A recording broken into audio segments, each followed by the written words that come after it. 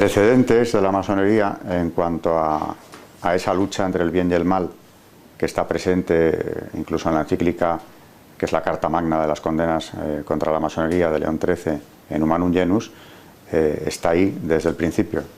Dos amores construyeron dos ciudades.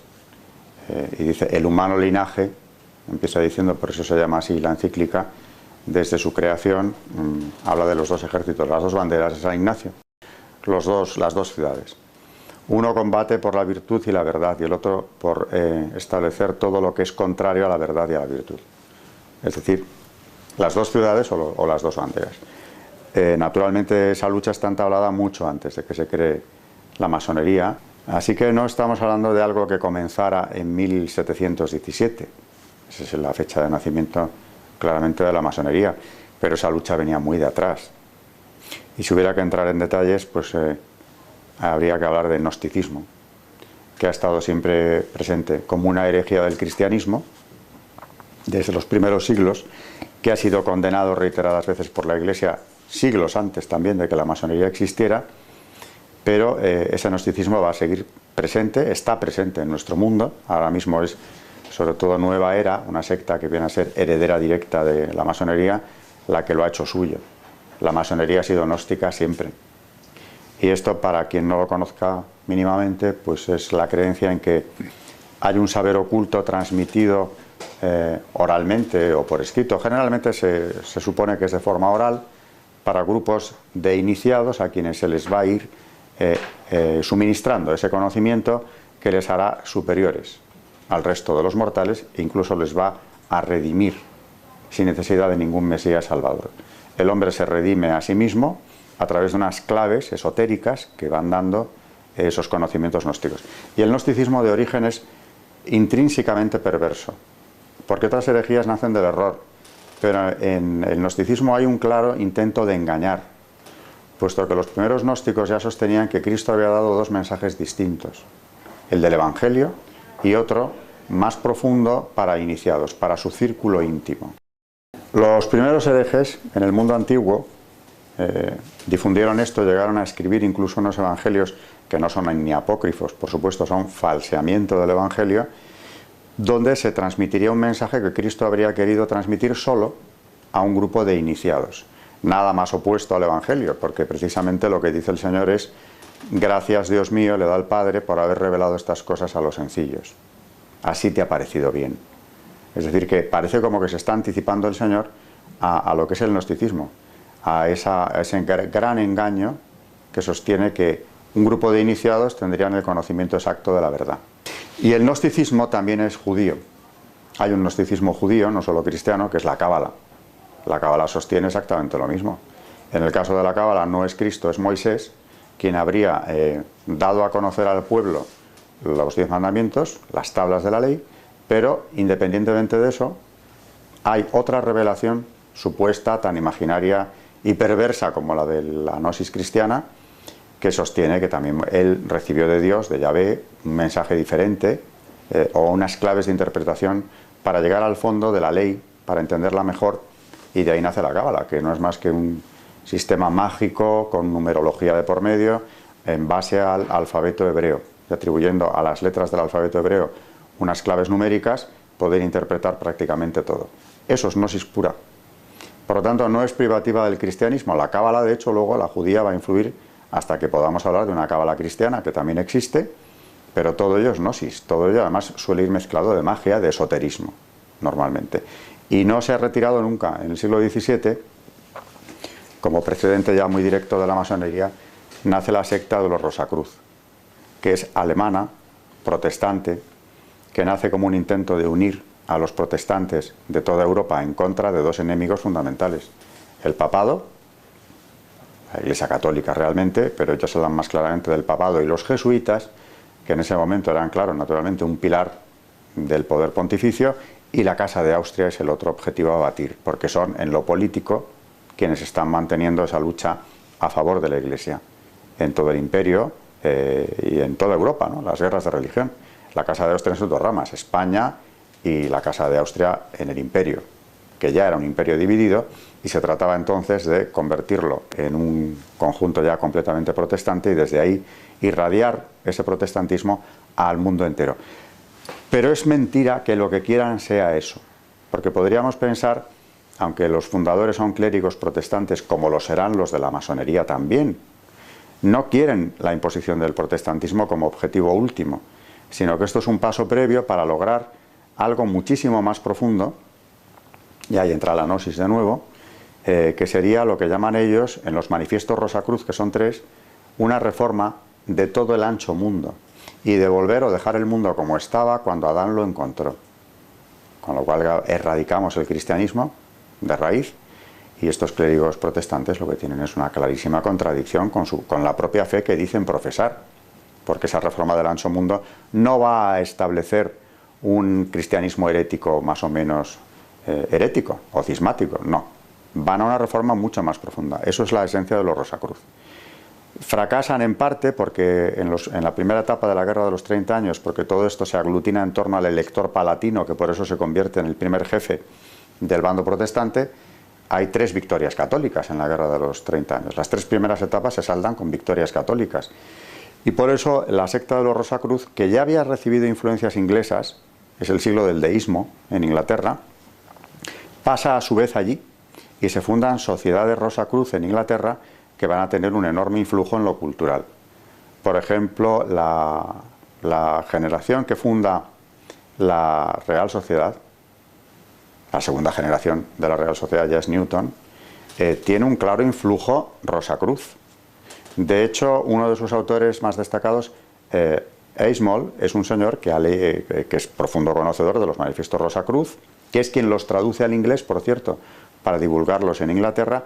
Newton le ha leído, le conoce perfectamente la esencia del movimiento de la secta de los Rosacruz. Y por supuesto luego en la masonería tendrá un influjo directo.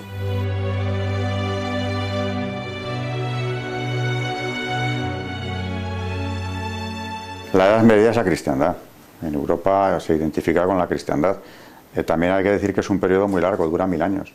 Entonces hay un periodo más oscuro, naturalmente, a la caída del Imperio Romano. Gracias a la acción de la Iglesia, desde luego, se supera esa barbarie, especialmente gracias a los monjes.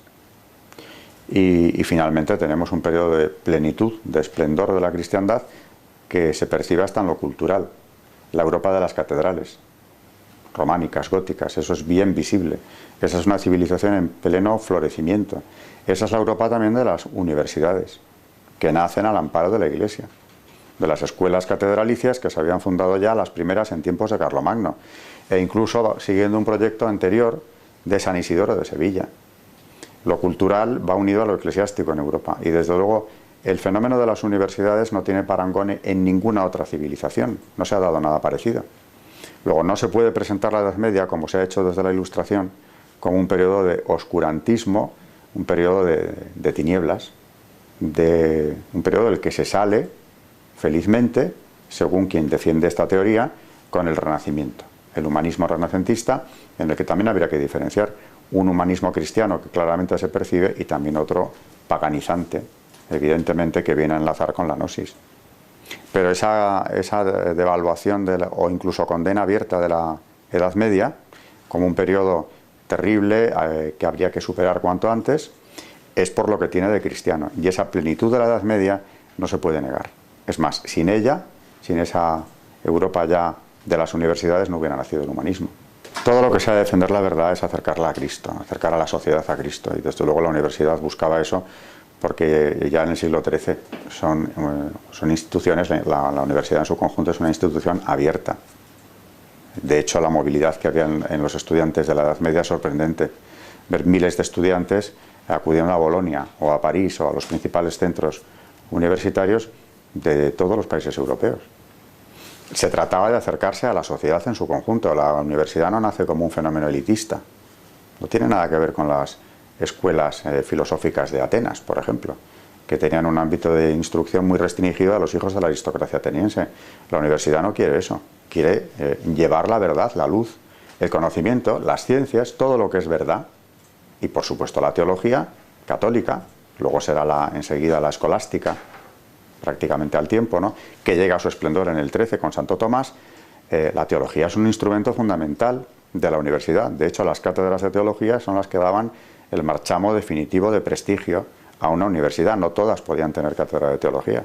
París la tiene y llega a la excelencia suprema. Por eso la Sorbona, que además lleva el nombre de un clérigo, un capellán de San Luis, es la cumbre de la teología católica y con ello se convierte en la cumbre de la Universidad Europea. La universidad que buscaba, como digo, transmitir el conocimiento, acercarlo a la mayor cantidad de gente posible, naturalmente, en el fondo instruir y acercarles a la verdad. Esas eran las armas que se utilizaron entonces.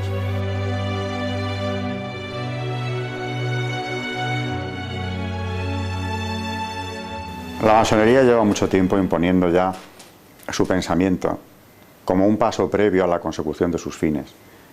Y en eso ha tenido ya victorias resonantes. Desde luego la imposición del pensamiento único, imperante en Occidente hace ya tiempo, fundado en un relativismo indiscutible, que es lo que los papas han calificado de auténtica dictadura, porque lo es, del relativismo, es una gran conquista masónica. Porque desde esa perspectiva relativista, que ya es inamovible en el pensamiento occidental, parece imposible ya defender la verdad. Y esa es una conquista masónica porque la masonería nace con un discurso sincretista en lo religioso.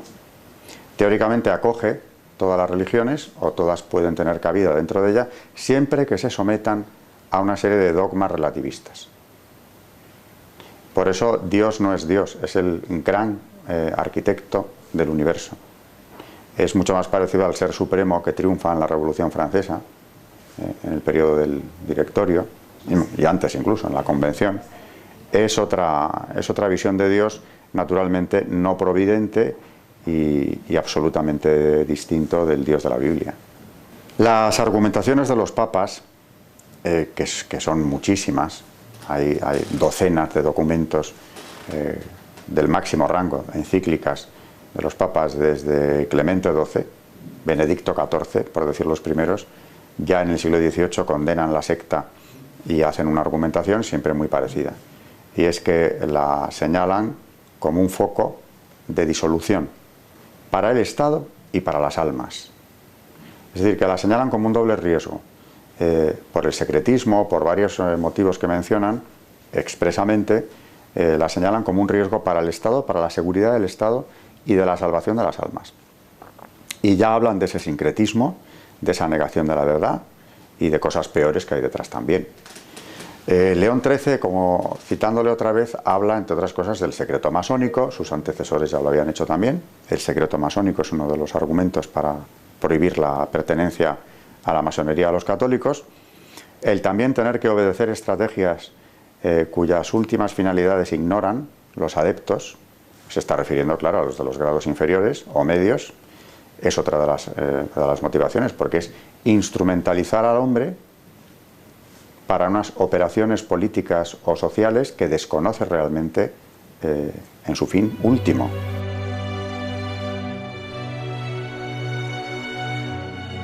Las condenas se han ido reiterando desde el siglo XVIII y además es curioso como ya el segundo papa que condena, Benedicto XIV, dice al condenar que tiene que salir al paso de los rumores que se han extendido en cuanto a que ya es posible la doble pertenencia del católico a la masonería.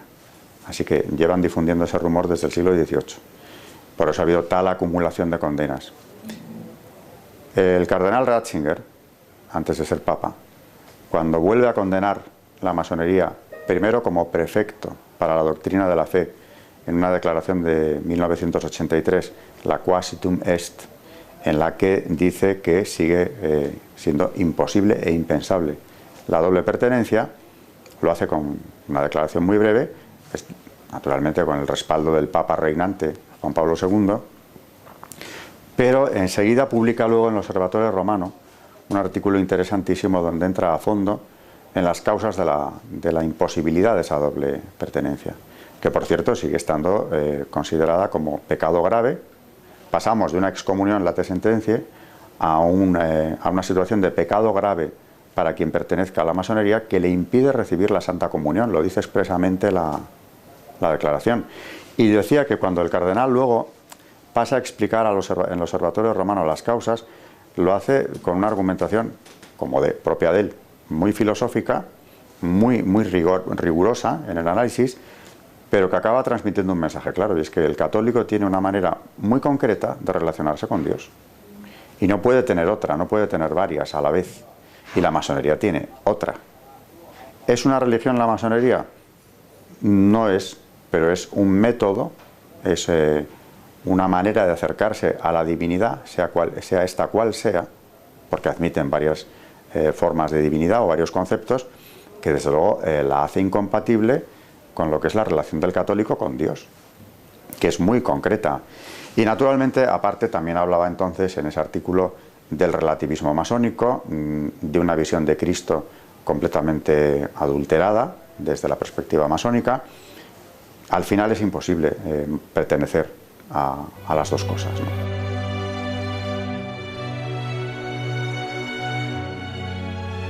Yo he tenido con masones algún encuentro para mí muy iluminador, en el sentido de que me ha venido a confirmar en algunas cosas que yo había leído en los autores especializados en esto, sobre lo que yo seguía teniendo dudas. Me parecía imposible que en algunos rituales se llevaran a cabo estas profanaciones. Y comprendí que era cierto, porque un personaje del mayor rango dentro de la masonería española, en público, cuando alguien me hizo esta pregunta y contesté, guardó silencio sepulcral. Y efectivamente, en el rito escocés antiguo y aceptado, en el grado 28, si no recuerdo mal, pero estoy hablando de memoria, pero creo que es en el 28, tiene que pisar un crucifijo después de tirarlo al suelo, diciendo: esta cruz, símbolo de muerte y destrucción, salga del mundo. Y en el mismo grado, no es el único, pero en ese grado se adora a Baphomet, que es una encarnación luciferina. Y claro, ya si están adorando al demonio, aunque lo llamen de otra manera, porque para ellos Lucifer no es Satanás, es otro concepto, que en realidad es el mismo. Sobre esto no tendríamos que estar hablando un rato para primero delimitar lo que ellos deslindan, Lucifer de Satanás, y luego para ver los puntos en común que son obvios. Partiendo de esa base, ya no haría falta justificar mucho más, ¿no? La condena de la Iglesia a la masonería, desde el momento en que, al menos en ciertos grados, se pisa el crucifijo y se adora a Baphomet, no tendríamos que explicar ya mucho más. Aunque hay mucho más que decir. De hecho, los papas lo que han argumentado es en torno a todos los otros argumentos. El relativismo, el secreto, la obligación o la utilización de los miembros de la propia secta para fines que solo conocen los dirigentes, que son los argumentos que estaba mencionando antes, y no suelen entrar, aunque alguno lo ha hecho, en esta cuestión del satanismo.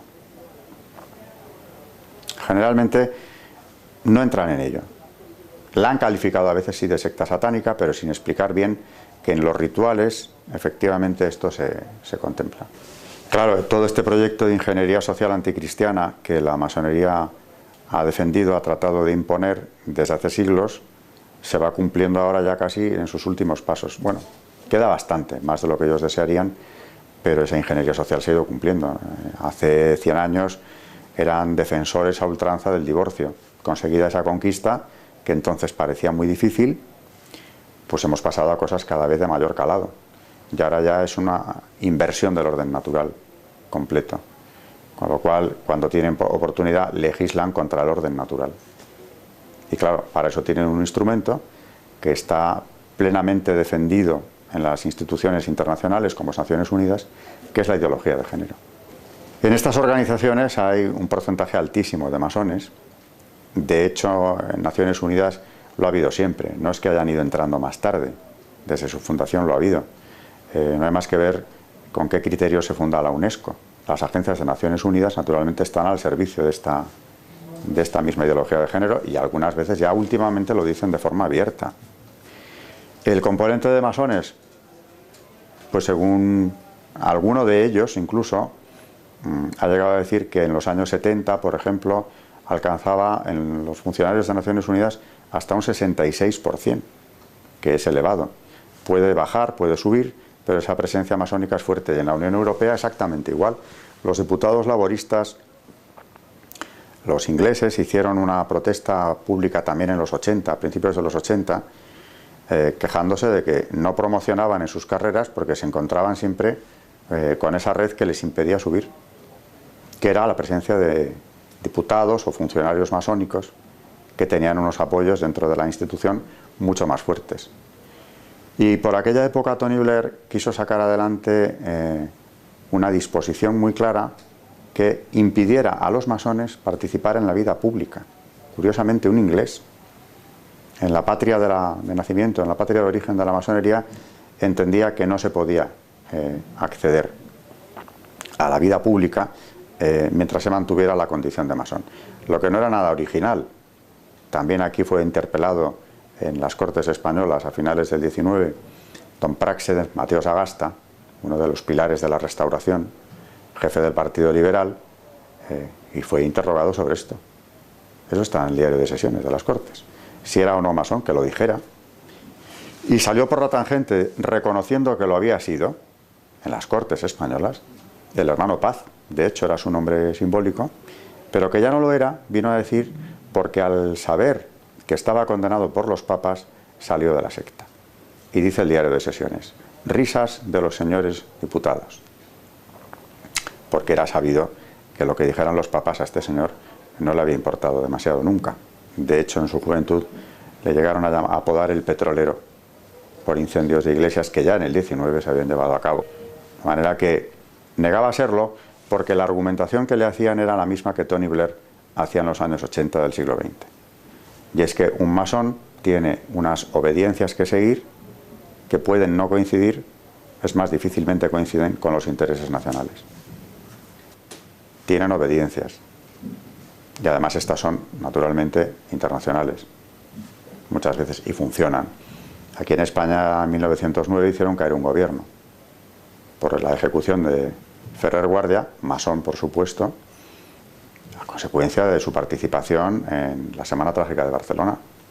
Y se organizó una campaña masónica a nivel europeo con el famoso Maura No, al que se unió el Partido Liberal Español, que ya es muy indicativo que lo hiciera, que supuso la caída de uno de los ministros más importantes de la Restauración, un regeneracionista de primera fila como era Antonio Maura, que tuvo que ser apartado del poder por el propio rey porque peligraba incluso la vida del ministro. Las logias se movilizaron, eso es un hecho bastante conocido. Porque trataron de impedir primero la ejecución de su hermano masón, Ferrer Guardia, y luego ya protestaban contra su ejecución. De manera que, claro que tienen que ver en la política española, en la de cualquier país.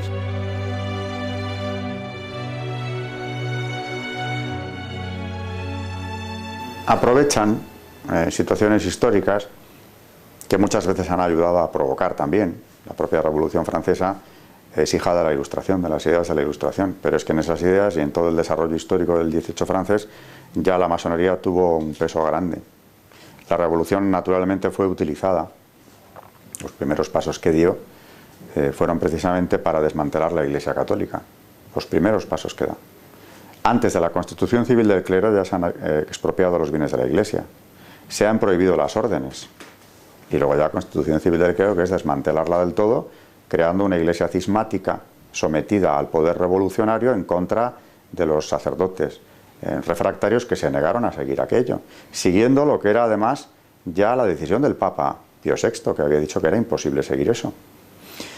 O sea que cuando han tenido ocasión han participado en revoluciones, bueno, en todas. En las revoluciones liberales están detrás de todas ellas, hasta mediados del 19 claramente. Y cuando triunfan, como ocurre aquí en el trienio liberal, hay persecución religiosa, eso no falla. Y en cuanto a las guerras, las han utilizado también cuando han podido. En el siglo XX, por supuesto, y luego ya no solamente es la masonería, son sus organizaciones pantalla, que tienen un peso grande en la política internacional. Así que hay que hablar de masonería no se puede decir que todo esto sea masonería sola, sino son también sus compañeros de viaje, sus socios, digámoslo, la trama masónica, en definitiva. Las organizaciones pantalla, que son un invento ya del siglo XX, de la masonería, han tenido y tienen un peso enorme en la política internacional, en todo Occidente. Que es aquello de tener una organización en la que la mitad aproximadamente sí pertenezcan de sus miembros a la masonería y la otra mitad aproximadamente no. Con lo cual abren el abanico de poderse relacionar o introducir en la organización a otras personas que les interesen por lo que sean, siempre y cuando éstas, claro, se plieguen a participar o tomar parte en ese proyecto de ingeniería social anticristiana. Si son dúctiles en ello, pueden formar parte de esas organizaciones, sin la menor necesidad de haberse iniciado en una logia nunca. Y estamos hablando del Club Bilderberg, por ejemplo, pero también del CFR norteamericano, que tiene un poder sobre la vida política estadounidense total, o por lo menos altísimo poder. Y el Club Bilderberg exactamente igual a nivel internacional. Luego hay que ver quién lo funda, quién lo financia, son los mismos, prácticamente, salvando las distancias en el tiempo.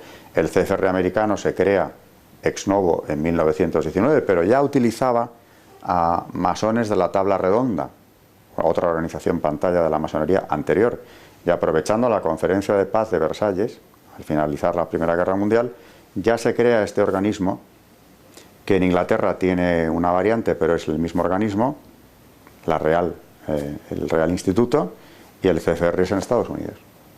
Y el Bilderberg se funda más tarde, ya en los años 50, pero la financiación y los grandes apoyos de un organismo y del otro son los mismos, especialmente destacando la familia Rockefeller, naturalmente, que es una fuente de financiación de estas organizaciones pantalla y que tiene su propia logia en Nueva York. La Gran Logia Rockefeller es una logia la más elitista, por cierto, de orientación esotérica luciferina.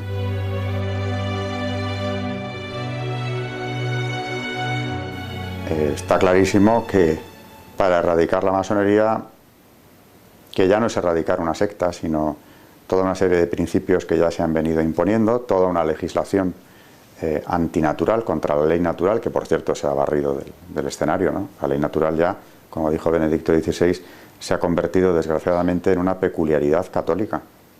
El instrumento para acabar con esto, no con la secta, sino con toda su obra demoledora y la de sus socios, cuidado, a lo largo de estos últimos 200 años, la nueva evangelización.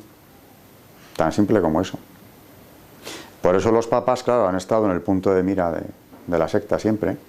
Benedicto XVI tuvo que afrontar una campaña mediática terrible, siendo un hombre de paz, siendo un gran intelectual, siendo un verdadero vicario de Cristo, proclamaba la verdad. Y además lo hacía con argumentos contundentes, con toda la sencillez, con toda la caridad del mundo, pero claro, era difícilmente atacable lo que decía Benedicto XVI. Y por eso estuvo en el punto de mira desde antes de ser papa y mucho más desde el momento de su elección, porque ya le tenían en observación desde antes, como que acabo de citar precisamente su intervención en la última de las condenas oficiales de la Iglesia, la declaración Quasi Tum Est, cuando precisamente quien la elabora es él, no era papa, era el cardenal Ratzinger, pero ya estaba bien observado, aparte de que toda su trayectoria era de una potencia intelectual tan grande que lógicamente le tenían en observación. Cuando se encuentran con la gran adversidad de verle en el papado, pues eso no es más que una complicación y se le ha combatido por todos los medios. Pero cuando hablan los papas de dictadura del relativismo, o como cuando llaman a Europa, hacia Juan Pablo II esto, ¿no?, a volver a ser ella misma, precisamente lo que están es tratando de recuperar la evangelización de un continente descristianizado ya, en buena medida, porque no han conseguido ni mucho menos sus objetivos.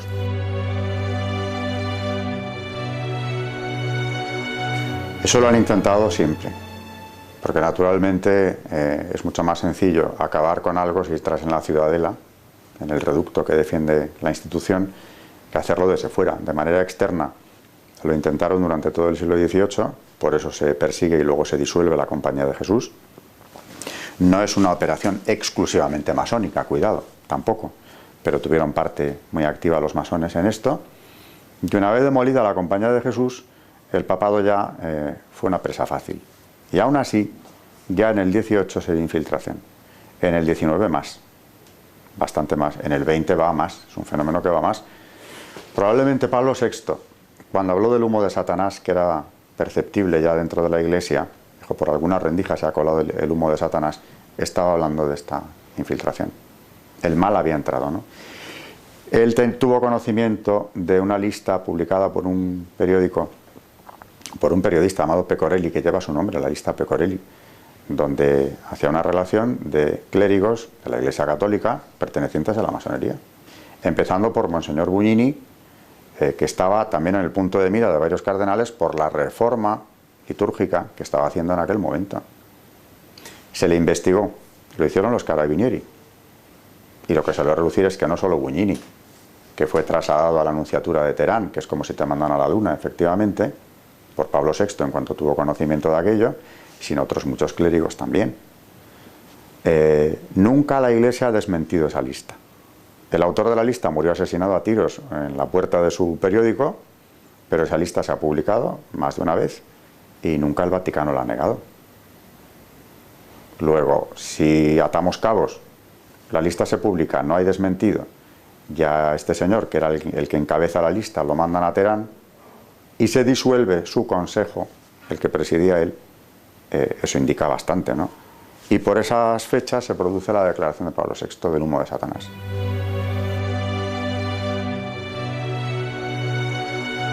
La Compañía de Jesús nace con un cuarto voto de obediencia al Papa y de disponibilidad absoluta a la persona del pontífice en tiempos de la Reforma luterana. Son prácticamente coetáneos de la Reforma luterana, nacen para eso. Y además apuntan bien porque se constituyen en una orden de excelencia en la educación. Son imbatibles en la educación, son el gran enemigo de la Ilustración anticatólica, precisamente por la excelencia en la educación. Los estudios reales de Madrid, Universidad de los Jesuitas, antes de la expulsión, aquí en el siglo XVIII, era la universidad puntera en España. La más innovadora, la que tenía el mayor desarrollo de las ciencias empíricas aquí en Madrid, la que atraía a mayor número de profesores extranjeros, mucho más que Salamanca en aquella época. Pues con esos es con los que había que acabar. Porque claro, si en el campo de la educación resulta que son ya imbatibles, porque lo eran en España y fuera de España, en todas las monarquías católicas, y encima siguen siendo el baluarte del papado, no hay que investigar demasiado. ¿Qué harán los enemigos de la Iglesia? Ir a por ellos. Y lo consiguieron. La lucha para acabar con la compañía es una lucha muy enconada. Consiguieron instrumentalizar a los reyes católicos de las monarquías europeas, Portugal, Francia, España, Nápoles, y no se daban cuenta de que estaban haciendo el juego a los mismos que en la siguiente generación acabarían con los tronos. Pero claro, la Compañía de Jesús naturalmente era el baluarte. Esa fue una gran victoria de los enemigos del catolicismo. Por eso no descansan hasta que consiguen no irla expulsando de todos estos dominios, sino que se disuelva. Y lo tiene que hacer el Papa. Y claro, las presiones que aguantó es que a los papas, hubo dos, les ocuparon los estados pontificios. Nápoles, Francia, estados católicos, ocuparon, por ejemplo, Aviñón, como una medida de coacción para conseguir la disolución. Lo que, insisto, no sabían esos reyes católicos, que además habían prohibido la masonería, porque Carlos III la prohibió en Nápoles en unos términos durísimos, mientras su hermano Fernando VI la prohibía también en España. No se daban cuenta de a quién estaban haciendo el juego. Claro, tenían ya una dosis grande de regalismo. El despotismo ilustrado, naturalmente regalista, trata de controlar a todas las fuerzas de la sociedad ya del todo. Eso es el Estado moderno cuando llega a su apogeo, ¿no? Y el regalismo trata de controlar a la Iglesia incluso en sus decisiones internas. María Teresa en Austria, aunque ya tenía la influencia de un marido masón, Francisco de Lorena. Pero en las otras monarquías católicas que no tienen esas influencias cerca, son regalistas, los Borbones lo son, con lo cual son estados confesionales, católicos, pero que tienen siempre una sospecha hacia la Iglesia porque la ven como un rival en cuanto al control absoluto de la sociedad.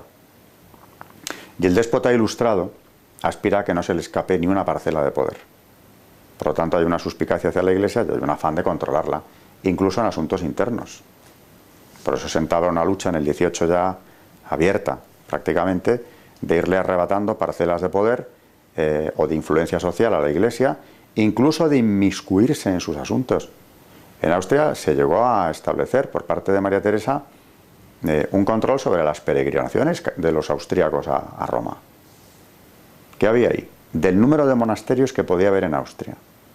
Eso ya no eran cuestiones políticas ni de enseñanza. Eso eran cuestiones de meterse ya de lleno en lo que era la Iglesia, la organización interna de la Iglesia. O sea, no tratan de ir a por la fe, pero sí hacia la institución, controlarla por completo. Pues naturalmente van a ser aliados enseguida de los enemigos de la propia fe, sin darse cuenta. Se darán cuenta ya en plena revolución. Luis XVI, que no había hecho, como sus antepasados no hicieron tampoco, el voto de consagrar Francia al Sagrado Corazón de Jesús, ese voto lo hace en prisión.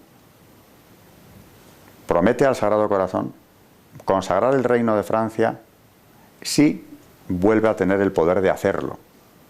Cuando eso ya se le había trasladado la petición desde los tiempos de Margarita María de Alacoque, el padre de la Colombière, le transmite esa petición, que es increíble que el Sagrado Corazón le pida al rey de Francia algo, ¿no? Se lo está pidiendo. Que vaya en las armas de Francia. No hizo caso. Ya era una decisión arriesgada en el siglo XVII. En el XVIII transcurrió todo el siglo sin que lo hicieran. Luis XV ni habló del asunto. Luis XVI lo conoce, pero tampoco hace la consagración.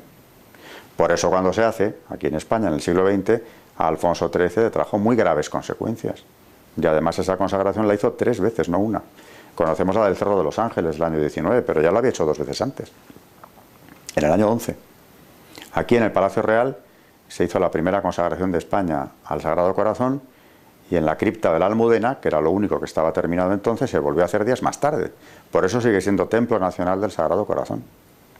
Y hay que ver la campaña de prensa que tuvo entonces Alfonso XIII y las amenazas masónicas que recibió también. Aparte de la invitación que le hicieron formal para ingresar en la masonería, garantizándole la permanencia en el trono si lo hacía, y asegurándole que caería antes o después si no entraba. Y ya vemos lo que pasó. Hay que ver quiénes son los integrantes del Pacto de San Sebastián, que finalmente acaban con la monarquía. El porcentaje de masones en ese pacto es altísimo.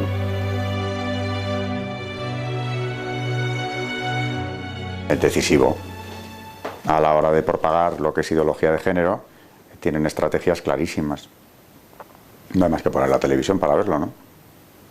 Y la ideología de género, hoy en día, el que se atreva a ir en contra de alguno de sus aspectos, pues se expone a una descalificación total. Y no descartemos que dentro de poco a una condena judicial. Ir hoy contra la ideología de género es exponerse precisamente a eso. Esa es la dictadura del relativismo. Le han dado la vuelta por completo a la situación. Porque, naturalmente, si se defiende que el matrimonio entre personas del mismo sexo es exactamente equiparable, bueno, se defiende, se ha establecido ya, al de una pareja heterosexual, la moral sexual es ya absolutamente indefendible, es el vale todo. ¿Qué límite se le pone a la... ¿Puede haber una moral sexual ya después de la implantación de la ideología de género? No. Eso queda al libre albedrío de cada persona, entienda su sexualidad como quiera, y además se le ha dado a la sexualidad un protagonismo casi prioritario a la hora de presentarla como el instrumento de realización plena de la persona, viviendo su sexualidad como le parezca, incluso incitando en el colegio a los niños a una sexualidad completamente aberrante y precoz. En Educación para la Ciudadanía, que naturalmente era un proyecto claramente masónico del gobierno de Zapatero, se incitaba a los niños a masturbarse abiertamente. Algunos colegios se resistieron a hacerlo, eligieron otros textos alternativos para que eso no apareciera, pero en los textos de apoyo de la asignatura estaban instrucciones en ese sentido.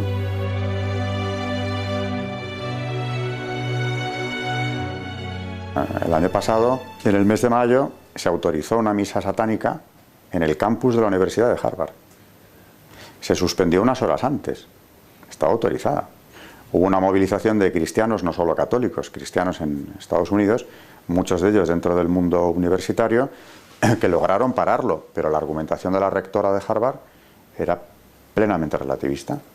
Y es que ya no podía negar que se celebrara esa ceremonia, porque quienes lo habían solicitado eran creyentes. Y la palabra creyente eran believers. Es decir, tenían el mismo derecho que cualquier otra religión a manifestar su culto públicamente. Claro, la argumentación de los cristianos era la siguiente: es que tus derechos acaban donde empiezan los míos. Si tú estás rindiendo culto público a Satanás, los creyentes, por lo menos los de religiones monoteístas, vemos una ofensa a Dios muy clara en esto. Luego, estás entrando en el campo de mis derechos a que se respeten mis creencias. Y afortunadamente lo prohibió unas horas antes. La misa negra se celebró, pero no fue en el campus.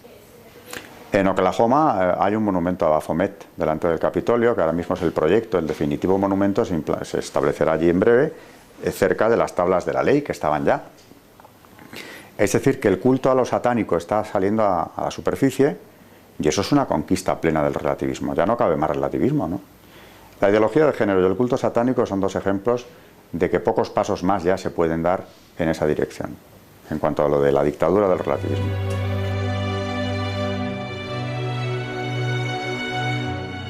La juventud no tiene ninguna culpa de lo que le está pasando. Si no tienen, sobre todo, el apoyo en sus familias de una formación sólida, pues lo que perciben desde que van al colegio, desde que van a la universidad, es precisamente ese relativismo. No digamos en casa, si los padres no están encima, ponen la televisión y que ven relativismo 24 horas al día, hasta en la publicidad. O sea, está en todo ya. La verdad con mayúsculas está ahí. Luego, tampoco hay que buscar muy lejos, ¿no? Es la fe que ha sido común, en el caso nuestro, a los españoles, hasta hace muy poco. Es la fe del Evangelio, es la fe de la Iglesia. No hay que irse a buscar fórmulas mágicas. Y claro, la formación que los padres católicos procuramos dar a nuestros hijos es que sepan diferenciar precisamente el bien y el mal. La ley natural, sin llegar siquiera al catecismo de la Iglesia Católica, la ley natural existe, aunque se quiera ignorar. Y eso es lo que hay que inculcar a nuestros hijos. Lo contrario es dejarles a merced, pues, de los medios de comunicación o de toda esta propaganda adversa al cristianismo, combativa incluso contra él.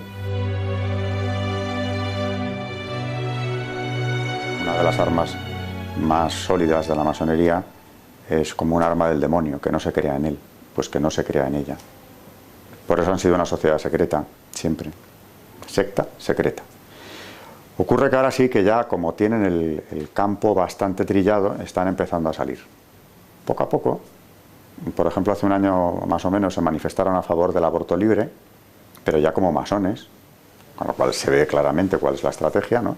Como coincide con feminismo radical, ideología de género, naturalmente el derecho al aborto, o el aborto como derecho, es una de esas conquistas, entre comillas. Pero hasta ahora han estado muy ocultos, lo siguen estando prácticamente en todo, y cuando aparecen hacen siempre el discurso filantrópico, tolerante, etcétera, al que nos tienen acostumbrados hace mucho tiempo. Negar que existen. Bueno, pues a cualquiera que lo niegue yo les puedo dar la dirección de donde está la Gran Logia de España. Lo que pasa es que no se les puede aconsejar que vayan por allí. Pero negarlo es ya una ignorancia supina, si es que hoy en día están muy activos y no hay que investigar demasiado para ver dónde están o en dónde están actuando. Algunos ya se confiesan masones abiertamente.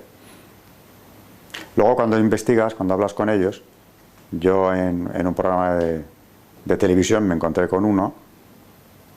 Vienen con el discurso tolerante y filantrópico, pero cuando les hablas de cuestiones de fe, sobre todo de la fe católica, dogmas o la Iglesia misma, aguantan muy poco el debate, se rompe enseguida. Pero no pueden seguirte demasiado tiempo porque tienen que reconocer o plantarse, claro, en unos postulados que son los suyos. Bueno, aquel señor se fue del programa, alegando que no nos oía bien porque estaba en videoconferencia, y se fue. O sea, se le acabó el discurso relativista en cuanto empezamos a tocar cuestiones de fe. Le estábamos hablando del cierre de las capillas universitarias. Él estaba detrás de la de Barcelona. O sea que el debate dura poco, a no ser que le sigas el juego y sigas hablando de filantropía. Pero si entras en materia, en cuestión de fe, no tiene mucho recorrido.